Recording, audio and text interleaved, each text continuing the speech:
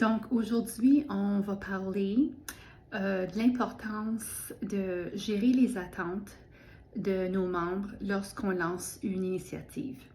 Puis, je voudrais apporter 2 points aujourd'hui lors de cette coaching à petite bouchée. Puis le premier point, c'est l'importance d'avoir une communication régulière et transparente. Surtout lorsque vous lancez une initiative, vous allez avoir des gens qui sont tout partout sur le comment dis-je, sur le continuum, OK, de l'innovation. Tu vas avoir des gens qui sont prêts à embarquer avant que c'est lancé.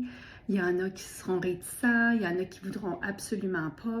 Donc, pour amadouer les gens, pour bâtir leur confiance envers toi puis envers l'initiative, c'est très important de maintenir une communication transparente et régulière. Donc, même si vous n'avez pas toujours toutes les réponses, c'est important d'établir un horaire de communication.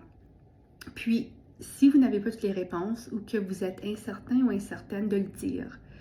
Parce que les gens vont savoir si, à un moment donné, vous n'êtes pas nécessairement confiante dans ce qui se passe. Donc, c'est normal de dire, écoutez, voici ce qui se passe présentement, on a dû changer à cause de ceci, puis il faut expliquer la raison d'être pour lesquelles il y aurait eu des changements. OK? Alors, super important, même si vous n'avez pas toutes les informations, vous le dites, vous établissez un horaire de communication et vous vous présentez à l'horaire pour ces rencontres-là. Si vous n'avez pas aussi les réponses aux questions des gens, vous le dites. Et après ça, vous dites, écoutez, je vais aller trouver les réponses et je vais vous revenir lors de notre prochain check-in. Alors ça, c'est la première chose. Ça l'aide à gérer les attentes des gens. L'autre, ça serait d'être prêt ou prête à négocier au besoin s'il y a des conflits parmi les parties prenantes. Donc, comme leader, c'est important d'arriver à la table, pas nécessairement avec toutes les réponses. Vous, on vous paye pour penser. On vous paye pour avoir des idées, mais vous êtes aussi là pour accueillir les idées des autres. Puis lorsqu'il y a des conflits, c'est votre rôle aussi de mettre en place des stratégies puis des pratiques courantes pour aider les gens à naviguer à travers ces divergences-là.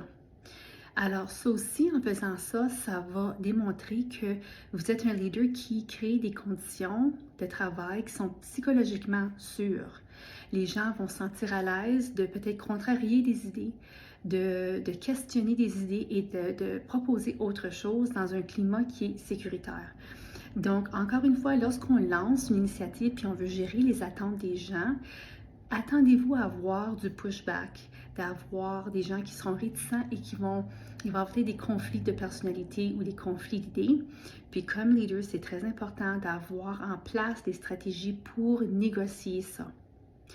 Vous pouvez aller chercher des ressources, moi je dirais avec ressources humaines. Parfois, ces gens-là ont des stratégies pour médier.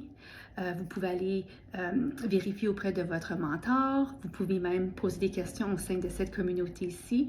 Si c'est une situation que vous vivez comme leader, comment naviguer ces conflits-là? OK, mais ça se fait. Alors, c'est juste ça que je voulais vous dire aujourd'hui pour le petit coaching à petite bouchée. Alors, les stratégies pour gérer les attentes de vos membres lorsque vous lancez une initiative. À la prochaine!